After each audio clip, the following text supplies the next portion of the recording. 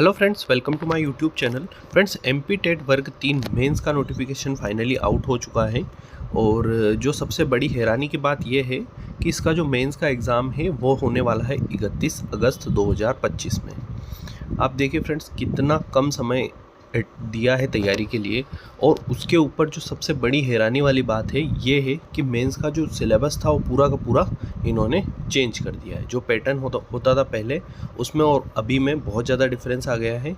हर एक चीज़ को क्लियरली इन्होंने नियम बनाकर मेंशन कर दिया है कि आपके लिए क्या वैलिड होगा और क्या नहीं होगा, कौन से नियम यहाँ पर लागू होने वाले हैं, वेतन भत्ता कितना दिया जाएगा, हर एक चीज़ यहाँ पर इन्होंने क्लियर कट मेंशन करी है, ताकि बाद में कोई भी जो डाउट है वो यहाँ पर ना रहे। अभी फ़िलहाल जो सबसे बड़ा डाउट स्टूडेंट में आ रहा है वो नियोज़ डीएलएड का है। इस पर थोड़ी सी चर्चा करना बहुत ज़रूरी है, क्योंकि बहुत सारे स्टूडेंट ने नियोज़ डीएलएड कर रखा है और वर्ग 3 में जो है ये मान्य है नहीं है, सुप्रीम कोर्ट का क्या फ़ैसला था, और इन सभी चीज़ों पर डिस्कशन करना बहुत ज़रूरी है। तो इस वीडियो के माध्यम से फ्रेंड्स समझते हैं कि क्या क्या नियम आए हैं। आई होप कि आपने नोटिफिकेशन तो देख लिया होगा, लेकिन जो नियम है उनमें जो कन्फ्यूज़न है आपको, उस पर थोड़ी सी चर्चा करते हैं, ताकि आप लोगों के जो भी डाउट हो वो यहाँ पर सोल्व हो जाए। तो ये जो है फ्रेंड्स, आप देख सकते हैं नोटिफिकेशन है, इसमें थोड़ा सा डिटेल आपने देख ही ली होगी कि आवेदन जो है 1/8 से स्टार्ट है और सॉरी लास्ट तारीख जो है 1/8 है और स्टार्टिंग हो रही है 18/7 से। मतलब 18 तारीख से आपके फॉर्म भरना स्टार्ट होंगे और 1 तारीख लास्ट रहेगी। मतलब काफ़ी कम समय यहाँ पर फॉर्म भरने के लिए भी दिया है, तो आप थोड़ा फॉर्म जल्दी भर दीजिएगा, क्योंकि ईएसबी की वेबसाइट आपको पता है कि कैसे चलती है। उसके बाद बात करें ओबीसी और एसटी, वही फीस सीधे 500 और 250 रुपये है। इसके बाद 2 शिफ्ट में पेपर होने वाला है, मतलब नॉर्मलाइजेशन यहाँ पर रहेगा फ्रेंड्स। आप देख सकते हैं 31 अगस्त 2025 रविवार से प्रारंभ है। सुबह 8 बजे से जो है अभ्यर्थियों की रिपोर्टिंग टाइम स्टार्ट होगी, और यहाँ पर द्वितीय वाली की जो है 1 बजे से रिपोर्टिंग टाइम स्टार्ट होगी। उसके बाद आप देखिए जो पेपर का जो टाइम पीरियड रहेगा वो 2 घंटे का रहेगा। यहाँ पर आपको 2 घंटे का टाइम मिलने वाला है। इसके बाद जो ये नियम रहते हैं, आपको क्या क्या लेके जाना है, वही यूपीआई जो आपका यूडीआई से वेरीफाइड जो आधार कार्ड है वो मान्य होगा यहाँ पर। वो सारी चीज़ें, फ़ोटो वगैरह जो लगता है वो आप पढ़ लेना, उसमें कोई ज़्यादा बड़ी बात है नहीं। मेन दिक्कत आती है फ्रेंड्स यहाँ पर, ये नियम भर्ती के जो सीधी भर्ती और बैकलॉग पद है उसके लिए जो आवेदन का प्रकार दिया वो यहाँ पर क्लियरली इन्होंने दिया है।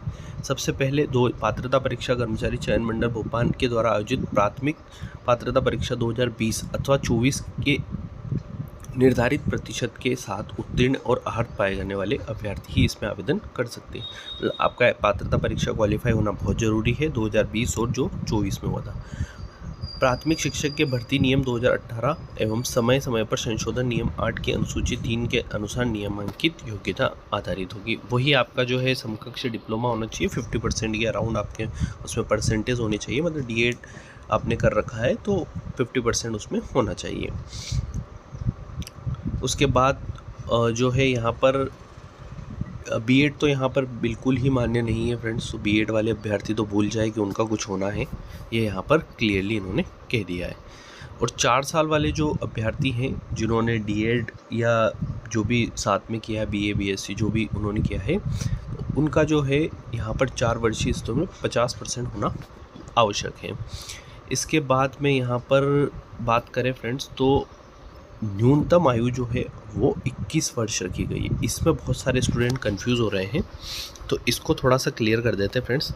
अगर पेपर के टाइम पे जो फॉर्म आप भर रहे हैं, जैसे फॉर्म भराएगा 18 तारीख से, तो 18 तारीख तक अगर आप 21 साल के नहीं हैं, ठीक है, तो 21 साल के अगर नहीं हैं तो आप जो है इस आयु से जो है इसमें एलिजिबल नहीं होंगे। यहाँ पर इन्होंने चार्ट भी दिया है कि अधिकतम आयु कितना है, लेकिन न्यूनतम आयु में भी बहुत सारे अभ्यर्थी कंफ्यूज हैं कि यार न्यूनतम आयु इन्होंने दी है तो उसका क्या मतलब है। मतलब अगर आप 21 साल के नहीं हैं तो भी आप इसमें एलिजिबल नहीं रहेंगे। इसके बाद जो इसकी न्यूनतम आयु की गणना की जाएगी वो 18 नहीं, 1/1/2025 के आधार पर की जाएगी। मतलब 1/1/2025 तक अगर आपकी आयु सीमा जो है वो अगर 21 वर्ष से कम है या 40 वर्ष से ज़्यादा है, अगर आप अनारक्षित वर्ग के अभ्यर्थी हैं तो आप यहाँ पर एलिजिबल नहीं रहेंगे। इस नियम को थोड़ा ध्यान से समझिएगा। इसके बाद ये नॉर्मल चीज़ें फ्रेंड्स, ये आपको पता ही होगी, अपने काम की है नहीं, इतनी भूतपूर्व सैनिक वाली है। इसके बाद जो नियम है वो मध्य प्रदेश का मूल निवासी के लिए है। इसमें जो होता है फ्रेंड्स, क्या होता है कि जो आपने मतलब मान लीजिए कोई गर्ल है, लड़की है और वो शादी करके मध्य प्रदेश में आई है, तो इसमें जो है उनकी जो कैटेगरी है वो अगर सामान्य है बाहर, तो वो सामान्य ही रहेगी। ये चीज़ आप ध्यान रखिएगा। बहुत सारी बार क्या होता है, अगर वो SC ST OBC से तो उससे फॉर्म डाल देते हैं, तो उसमें वो सामान्य से आएंगे, ध्यान रखिएगा। इसके बाद भारत पाकिस्तान वाले तो मुझे नहीं लगता यहाँ से होंगे। उसके बाद जो अगला नियम है उसमें महिलाओं को 50% की छूट दी गई है, 10% की छूट जो है भूतपूर्व सैनिकों को दी गई है, और बाकी की जो है शैक्षणिक संवर्ग सीधी भर्ती के शिक्षकों के पदों के उपलब्ध 50% अतिथि शिक्षकों को दिया गया है। तो पहले बटेगा 50%, फिर 10% और फिर 50%। तो यहाँ पर ये जो है पोस्ट इस तरीके से डिवाइड की जाएगी। महिला अतिथि शिक्षक के पद अगर रिक्त रहते हैं, ओपन अतिथि शिक्षक से पूर्ति की जाएगी। उसके बाद तुरंत ओपन अतिथि शिक्षक से पूर्ति नहीं होने पर महिला अतिथि के शेष रिक्त पदों को उस प्रवर्ग के गैर अतिथि महिला शिक्षकों को दिया जाएगा। मतलब आप समझिए, जैसे कोई महिला है, जैसे 10 पोस्ट आई है और 5 खाली रह गई है अतिथि शिक्षक में, तो इसको पहले कहाँ जाएगा, ओपन में जाएगी, पुरुषों में बढ़ जाएगी, अगर किस में, अतिथि शिक्षक में ही। लेकिन अगर यहाँ पर भी ये फुलफिल नहीं होती तो ये जाएगी फिर महिला ओपन में। मतलब महिलाओं की सीट पर पुरुष भी यहाँ पर आ सकते हैं अगर अतिथि शिक्षक हैं तो। उसके बाद हम बात करें, अगर वो एक बार लाभ ले चुका है अतिथि शिक्षक तो दोबारा नहीं मिलेगा। ये नियम तो आई होप कि सभी को ही पता होगा। और इसमें जो है बाकी कुछ ऐसा नियम है नहीं जो खास हो। उसके बाद हम नेक्स्ट नियम पर चलते हैं। अच्छा हाँ, इसमें एक नियम काफ़ी इम्पोर्टेंट है। इन्होंने लिखा है कि आप चयन परीक्षा के जब फॉर्म भर रहे हैं तो आप रोजगार कार्यालय में अपनी जांच जरूर करा के आएँ कि आप जीवित पंजीयन में हैं वहाँ पर या नहीं है। इसके बाद जो है प्राथमिक शिक्षकों को कितना सैलरी मिलेगा वो दिया है 25,300 प्लस महंगाई भत्ता। मतलब यहाँ पर अगर हम देखें तो नई जो अभी नया जो पेमेंट स्ट्रक्चर है उसके अकॉर्डिंग इन्होंने यहाँ पर पेमेंट दिया है। न्यूनतम पात्रता परीक्षा वही ST SC OBC के लिए 40%, अन्य के लिए 50%। उसके बाद प्राथमिक शिक्षक चयन परीक्षा के पूर्व आवेदकों की जांच नहीं की जाएगी, अतः परीक्षा के लिए बुलाए जाने पर का आशय यह नहीं होगा कि उम्मीदवार अंतिम रूप से मान्य होगा। वो इसमें यही है कि आप एग्ज़ाम दे रहे हो तो ये मत समझिए कि आप हर तरीके से एलिजिबल हो। डॉक्यूमेंट वेरिफिकेशन में ही आपकी एलिजिबिलिटी पता चलेगी।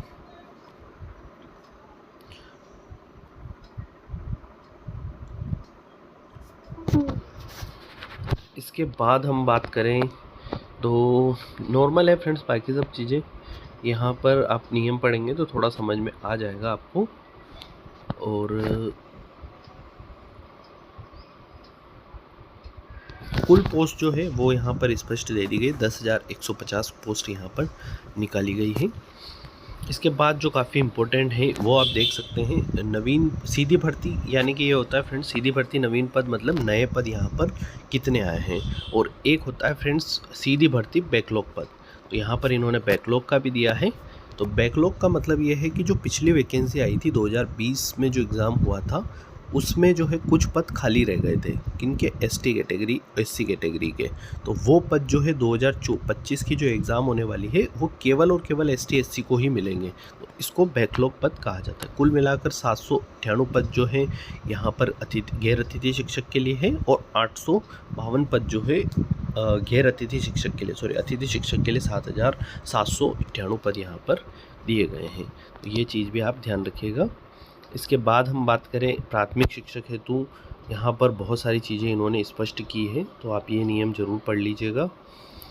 विज्ञान पद के लिए आप देख सकते हैं, विज्ञान पद के लिए भी यहाँ पर जो नियम है वो सेम ही है। न्यूनतम आयु 21 वर्ष और अदर जो है वो सेम ही होने वाला है।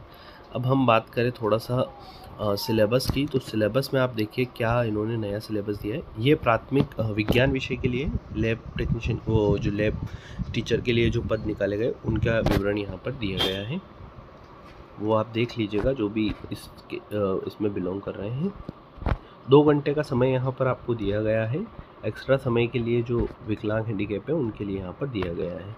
फॉर्मूला ये रहेगा फ्रेंड्स, आप देख सकते हैं, जो 2 शिफ्ट में एग्ज़ाम होने वाली तो नॉर्मलाइजेशन होगा, तो नंबर बढ़ने और कम होने के चांसेस यहाँ पर रहने वाले हैं।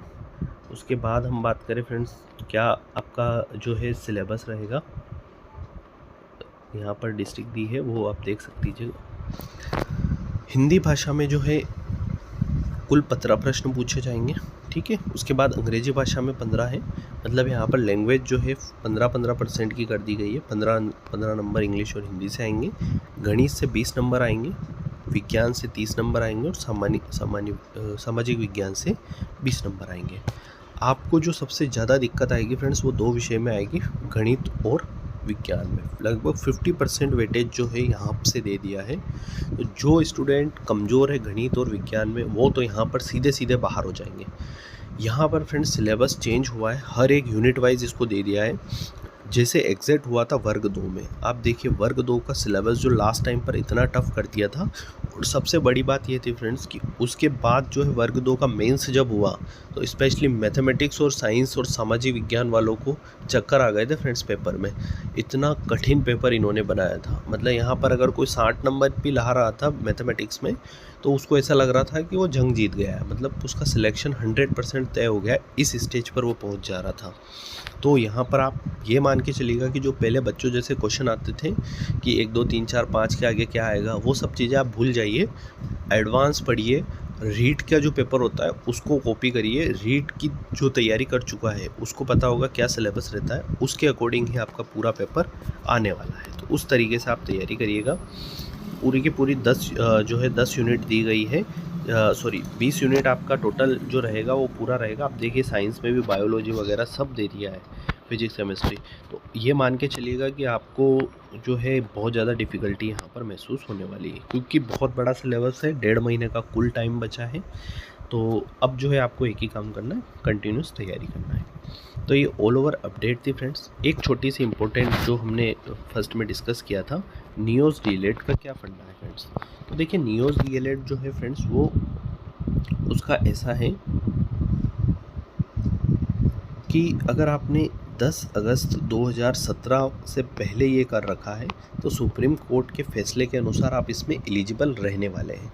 लेकिन अगर 10 अगस्त 2017 के बाद अगर कुछ आपका इन सर्विस नहीं है तो ये जो है आपका डिग्री मान्य नहीं रहेगी। इन सर्विस का मतलब ये होता है कि आप किसी नौकरी में हैं, उस बेसिस पे है कि आपका डीएलएड आपने किया है तो आप इसमें एलिजिबल रहेंगे, अदरवाइज़ यहाँ पर आपकी एलिजिबिलिटी नहीं रहेगी।